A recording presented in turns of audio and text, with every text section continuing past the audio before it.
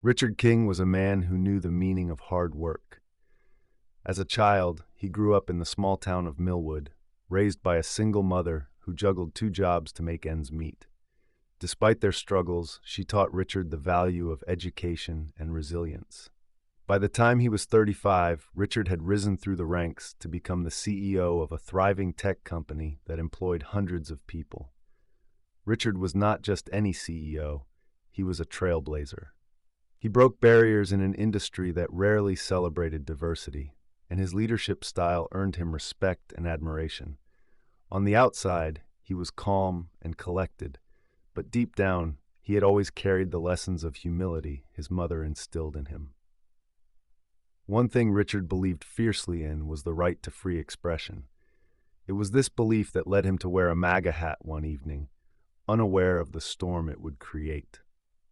The story begins on a crisp Friday evening. Richard had just finished a long week at work. To celebrate a successful quarter for his company, he decided to treat himself to dinner at Elysian, one of the most exclusive restaurants in the city. Known for its exquisite cuisine and upscale atmosphere, Elysian was a place Richard visited only on rare occasions. Richard dressed sharply in a tailored navy suit, a silver tie, and polished shoes. Before stepping out, he grabbed his red MAGA hat, a gift from an old college friend. For Richard, the hat symbolized more than politics. It was a reminder of his right to think independently, no matter what others believed. As Richard pulled up to the restaurant in his black SUV, the valet greeted him with a polite smile.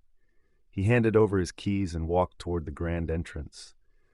The towering glass doors sparkled under the warm glow of chandeliers inside.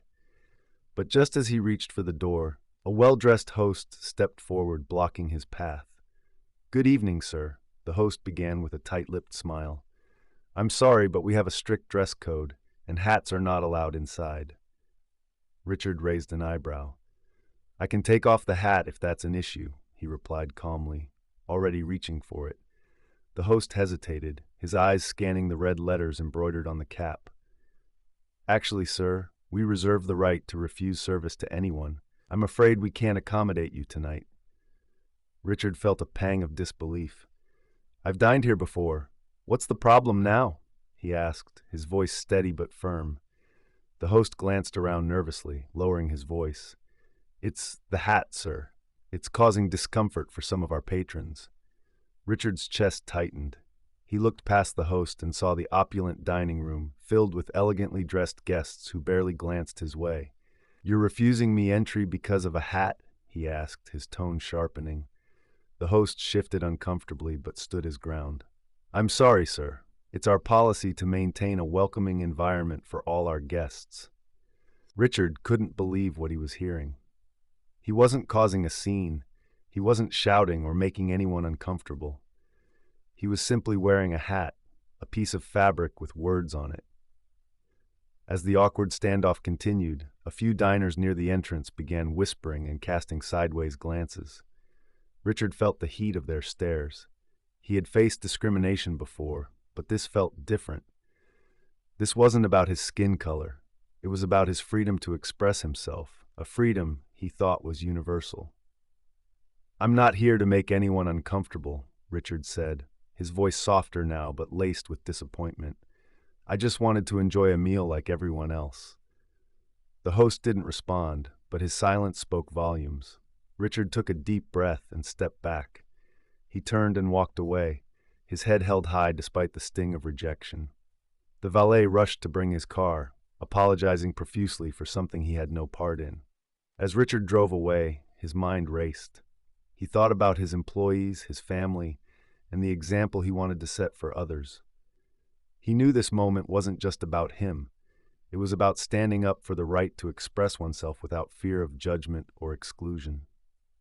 The next morning, Richard sat in his home office, staring at his laptop.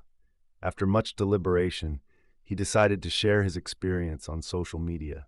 He wasn't looking for sympathy or outrage.